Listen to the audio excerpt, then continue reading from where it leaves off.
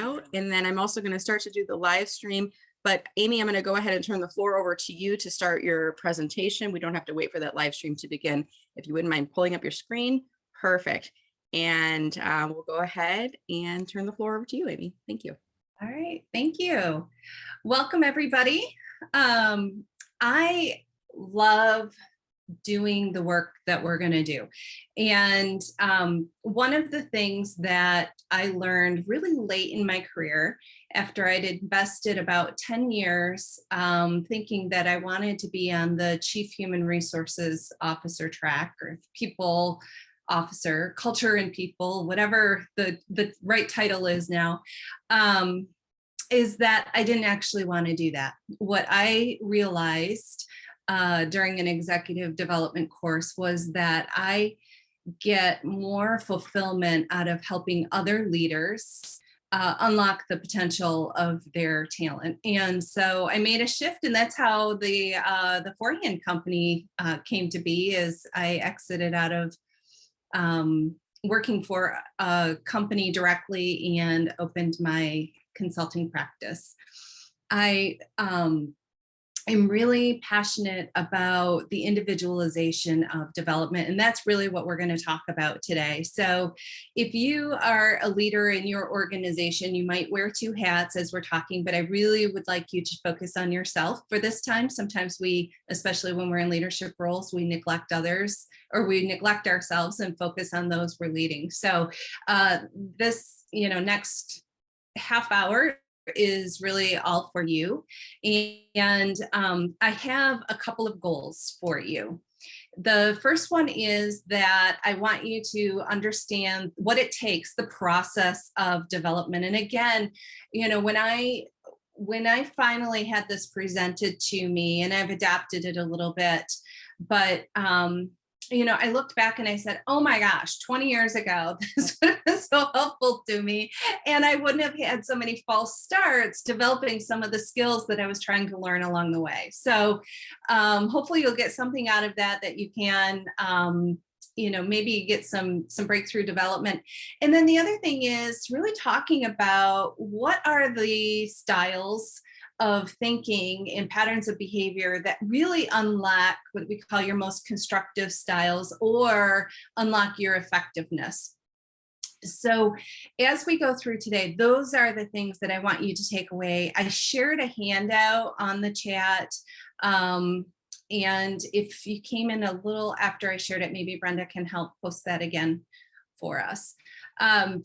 There's many forms of achieving growth. And a lot of times what gets brought up in development opportunities or thinking about, oh, I got to learn this new thing, is let's find some training. Coaching is huge. We have several coaches here on this call, and it's very effective. Mentoring, experiential, all of those things are really important in the journey of growing. And Andrea, I know you're an expert in this area. You shared your expertise with us at the Ann Arbor Inforum. So please, any of you that have additions to the content or the thinking, add it in here, because that's going to enhance our entire experience here today. So as we think about how we achieve growth, and use your chat to respond to these or jot it down on your worksheet, the first area I want you to reflect on is what is a passion you have, or a hobby, and what is your favorite way to learn about it? Because being aware of how you learn best is really important to being able to grow yourself, grow your skills, and discover new levels of performance. So go ahead and share on the chat, what are some of the things that you're passionate about, and what's your favorite way to learn about them?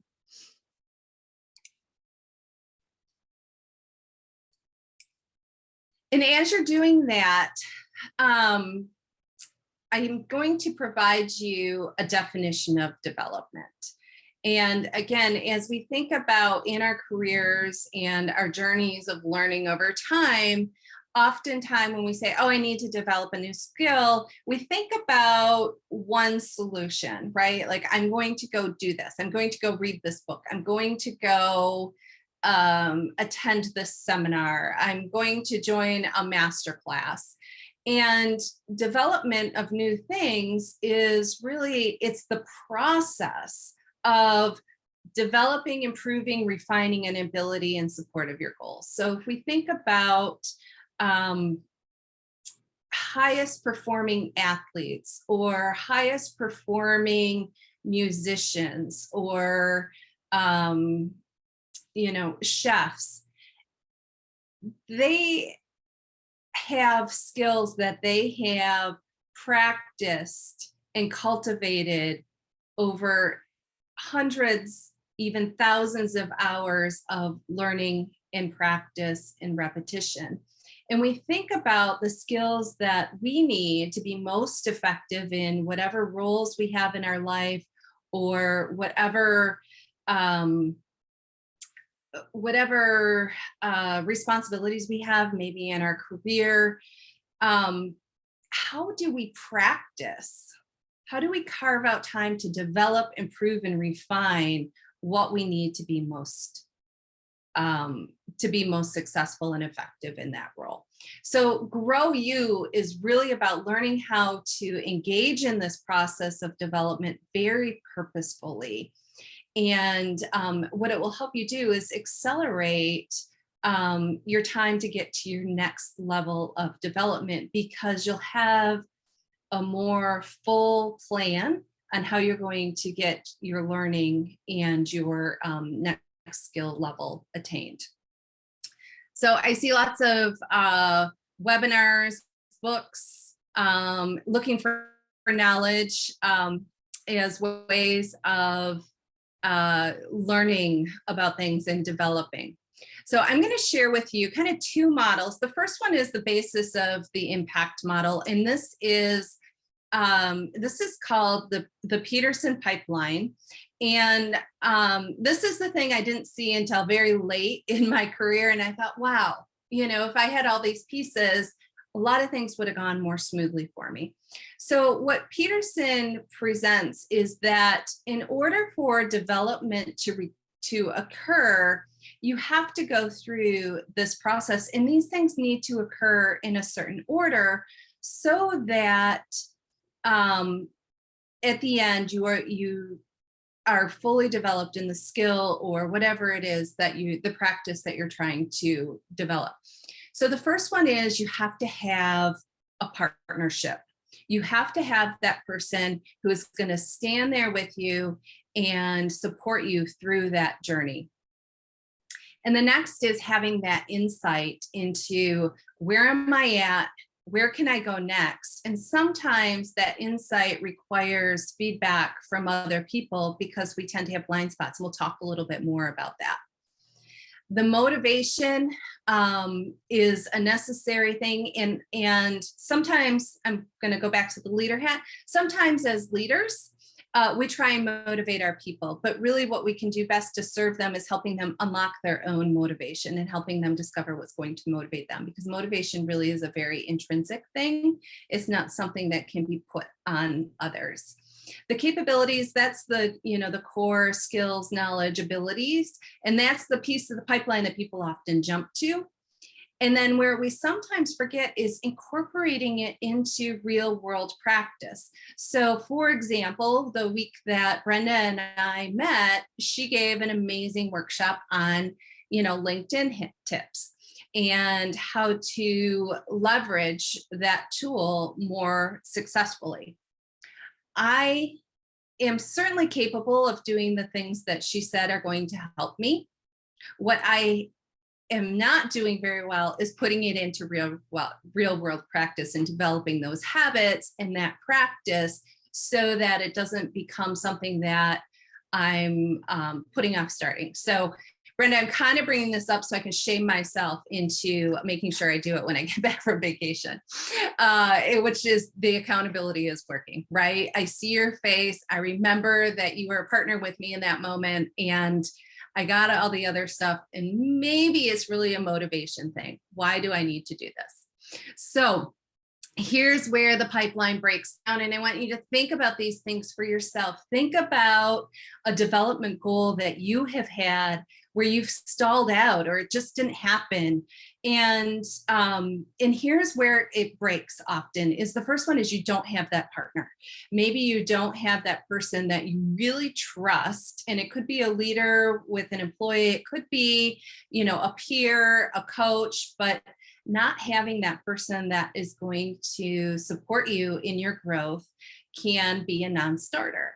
The other thing is not being self-aware or having that trusted source of feedback. And we'll talk more about how we get that. The other thing is not having that desire to change or improve.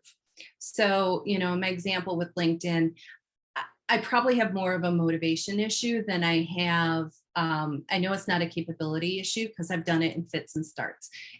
So it's my motivation to do the practice is where I really need to focus. And then the other thing that happens a lot of times is, with capabilities too, you have to work on your capability to go to the next level that you can go to. So I talked about chefs earlier, right? My kids tease, and they're not wrong. The smoke alarm goes off a lot when I cook. I should not go to some, master class in French cooking. I need how do I not burn the crescent rolls every time I cook them in the oven? Next level right now. And so I need to match the next level of skill and knowledge building to where I'm at. And then I need to practice. I need to integrate in that skill building into the things that I need to do anyway. So again, as an example, I have a workshop that's starting up. And so I know enough about how I need to be present, how I need to reveal myself on social media, that I can't just go out and say, hey, everybody, here's my class, and that's the only thing I put out there. I need to share. I need to contribute to the community. I need to establish my presence as an expert. And, those are the skills and the abilities that I need to start practicing so that the rest of my business works. And that's just part of the business model when you're a solopreneur in the space I'm in that you have to do. And then the other thing is the accountability. So if no one's following up with me, if no one's saying, hey, why are you doing this or not doing this? It makes it a little more difficult to stick with it. So what you can think about is this, as this pipeline is, in my undergrad is chemical engineering. So pipelines really resonate with me because, fluid dynamics and fluid flow was like something I actually used to know how to calculate. But now I'm talking about how do we get skills and development through a pipeline. And really it's like this, if you have a bottleneck, if I were to pour, a gallon of water into any one of these vases, the bottleneck, the curve of that vase is going to restrict the flow. And I'm not going to be able to pour it all in at once, right? I need to even out those bottlenecks so that I can get the fluid through it in a steady and efficient pattern. So as we think about the development pipeline, think about it in the same sense. And your worksheet has something on this. So think about a goal that you've worked at that maybe you've never quite cracked the code on developing that skill. And think about the pipeline and where, how open are these pieces of the pipe for you so that your development can pass through it? Do you have a bottleneck with your insight? Maybe you haven't gotten the right feedback. I used to run our talent management programs, and I would see thousands of development plans every year. And there were always ones, develop communication skills. That is not sufficient insight for somebody to develop the skill that they really need. What part of communication skills is it? Is it speaking in front of others? Is it speaking concisely? Is it using appropriate tone and intonation? Is it, not using inappropriate humor at the wrong time? All of those things fall into that bucket. So that would be an insight bottleneck. And that individual needed that opened up so that they could work and develop on the right thing. Because if they don't get that bottleneck opened up, the next year, you know what it says on their development plan? Still need to work on your communication skills. And then their performance starts sliding. So think about your specific development goals and where your bottlenecks might have been. And again, here's just another place to share if you want to share with others what that has been. So the worksheet that you have has this impact model, which is, I like an acronym to try and keep me anchored on what are the steps of this pipeline. And what I'm going to have us do is first, and this is really wonky, but it's fun, and I mean it. So first, we're going to make a commitment to each other. So I need everybody to take yourselves off mute. You don't have to put your camera on, but take yourself off mute. And what we're going to do is we're going to read this together.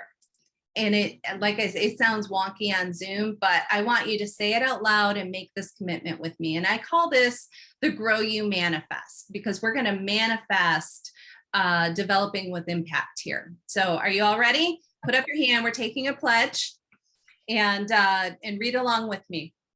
I have the insight, motivation, and a partner to support my growth activities. I build capabilities that connect to and achieve my personal, professional, and company's goals. In mutual trust, tender harmony. Good. And you guys were perfectly wonky. Thank you. So let's pick that apart a little bit more. The insight, the motivation, we just all committed to each other. There's our partnership, and we have this partnership to support our growth activities in whatever space you need that growth. And that you're going to deliberately build capabilities and connect those to the personal, professional, and company goals that you want to achieve. And in doing that, you're going to have a trusted relationship. So let's start with insight. Insight is really looking really hard at what are those development goals and what do I need to do? And I don't know how many of you know Amelia Brown. Some of you probably do, but I used to work with her. She goes by Mimi. I used to work with her at Consumers Energy. And when I, hung my shingle for the Forehand company, she called me and she said, "Amy, it's Mimi." I was like, "Hey, Mimi, how's it going?" And she goes, "I just saw you're starting your own business. You're going to be a speaker." And I said, "No, I'm going to be a consultant." And she said, No, you're going to be a speaker." I said, "Mimi, I'm not opening a speaking business. I'm going to be a consultant. I'm going to work with other people." And she said, "Yeah, whatever. You need to come to this thing because it's how to be a good speaker." And I said, "Okay, well, I wasn't able to go to it. Something happened, and I wasn't able to go to this thing she invited me to." And 3 months later, she called me. She said, "Amy, it's Mimi. You're going to be a speaker. You need to come to this session." And I said, "Mimi, oh, okay." She's very persuasive.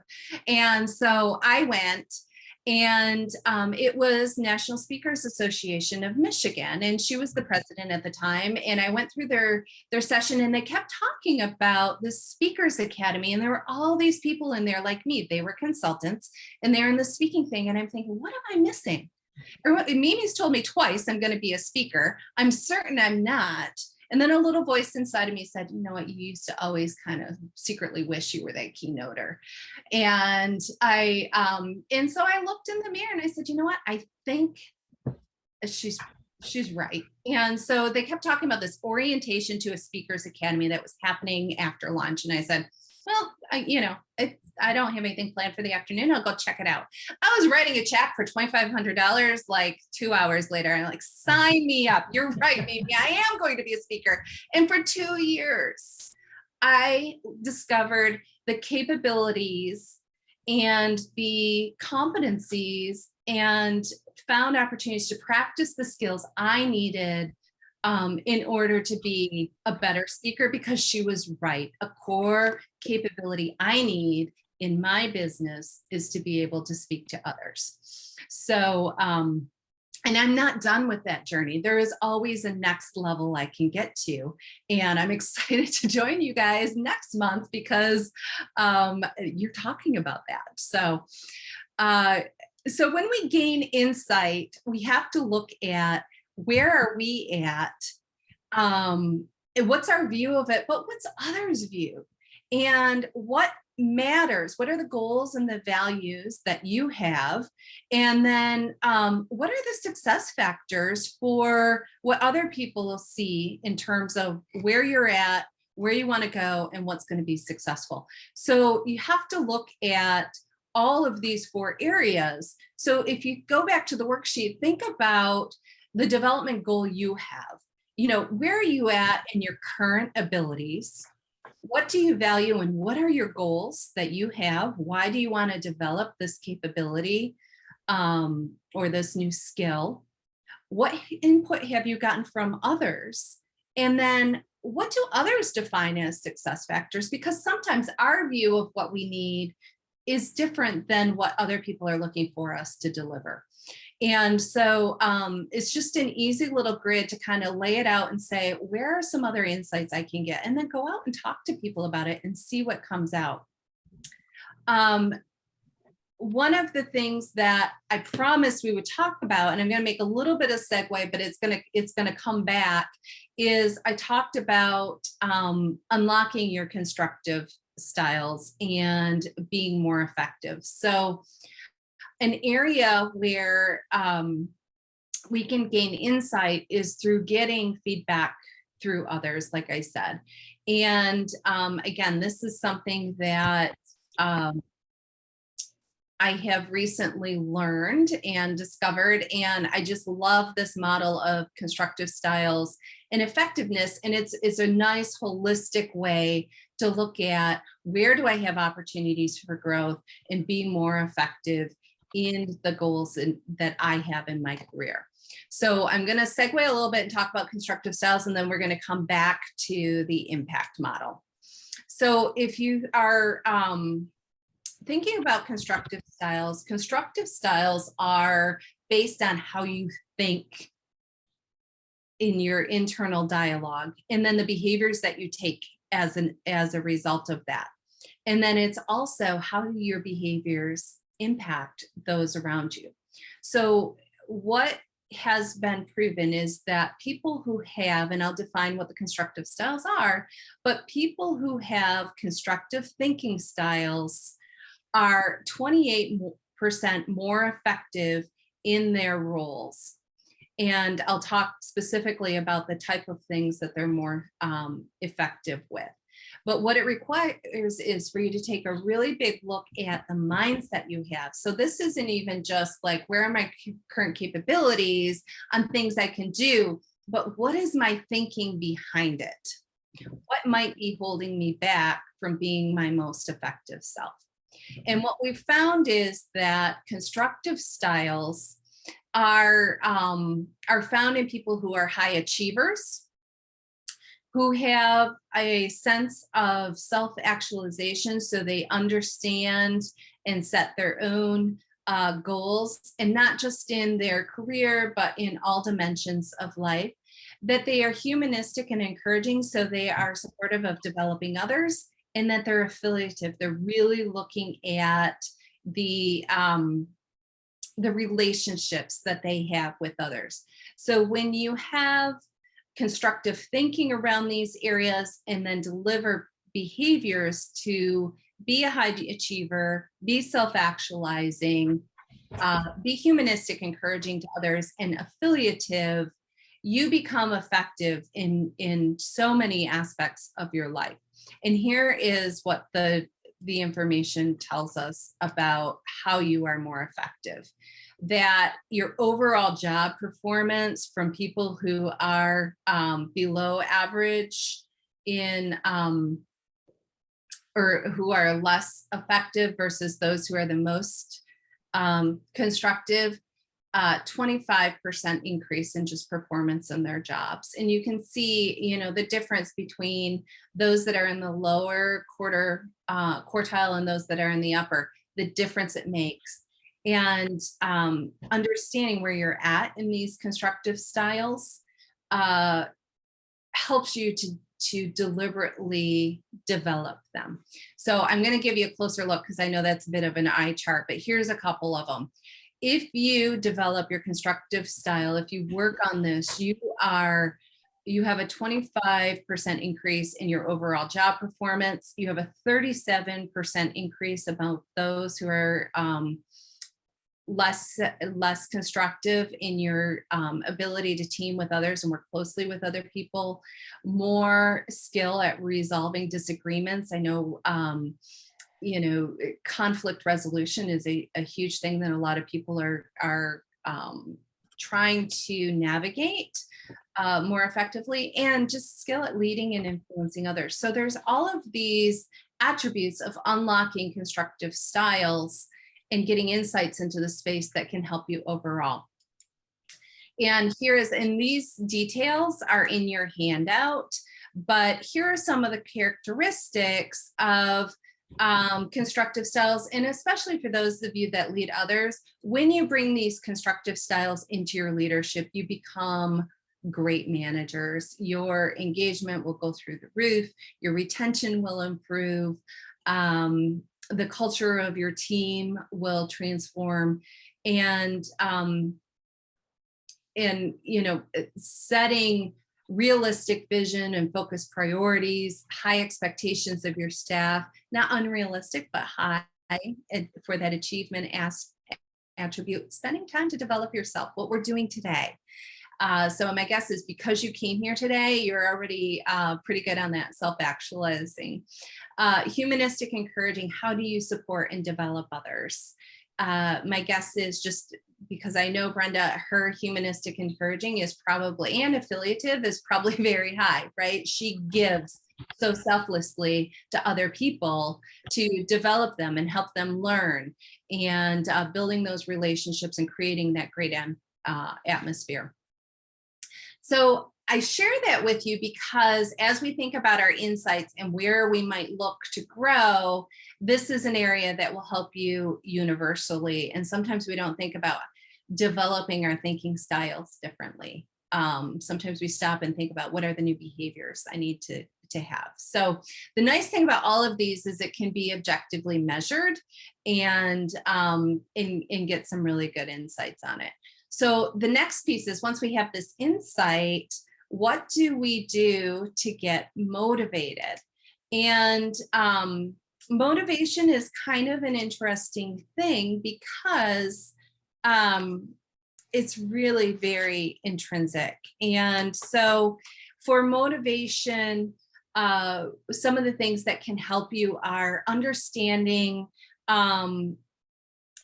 what work interests you and what kind of passion do you have around it. There's a model called Ikigai, Ikigai, that is really great model to kind of take a look at, what are the things that motivate me? What are the things that are going to fuel my energy? So I told the story about, I thought I was going to, I wanted to be an executive. And then I realized, no, that, although I have some skills that would work in that space, it takes a lot of internal energy for me to perform with that whole competency model all the time. I'm capable, but it doesn't feed my soul. What feeds my soul is doing things like today, connecting with people, helping them unlock some of their potential.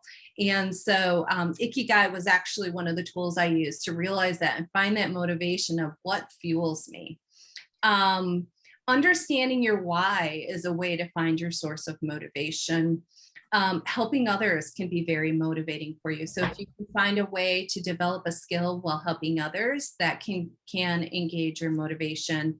And just stepping back, taking a break. I think, Laura, you said you were on a walk, which Laura is another Ann Arbor Inforum peep, but taking that break, doing these things where you step back, helps you to find those sources of motivation. And then there's the partnership. As you are thinking about partnership, and I know that in the pipeline, this was the first one. I put this after insight and motivation for a very specific reason. And the reason is, for whatever it is you're trying to develop, you need to select the right partner. And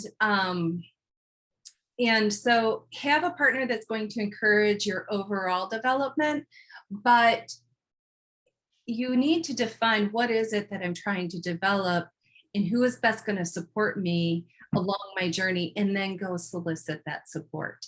And so sometimes if we get the partner before we have the insight, we might not have the best person to help us get to the end. So very specific, but think about it. Your partners can be they can be peers, they can be friends, they can be coaches, they can be clergy, they can be a neighbor. Look through your whole network and your whole sphere and find the right partner for what we are going to do. And then there's action.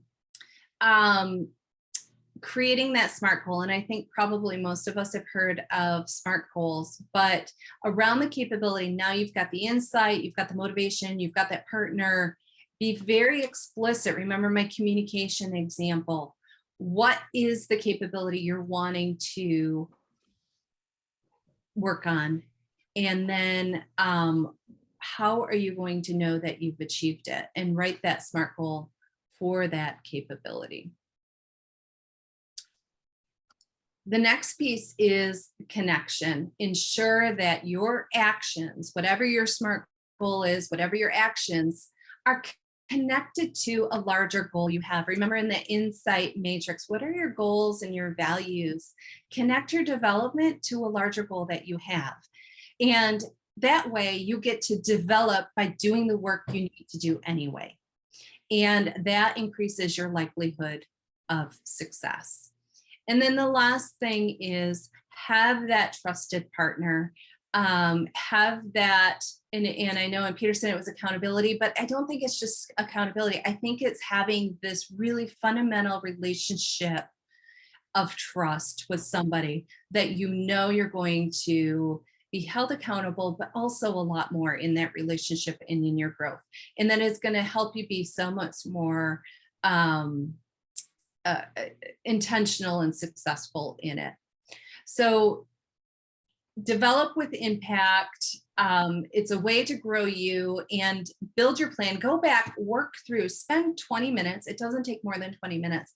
Spend 20 minutes and pick something you want to develop and work through this worksheet.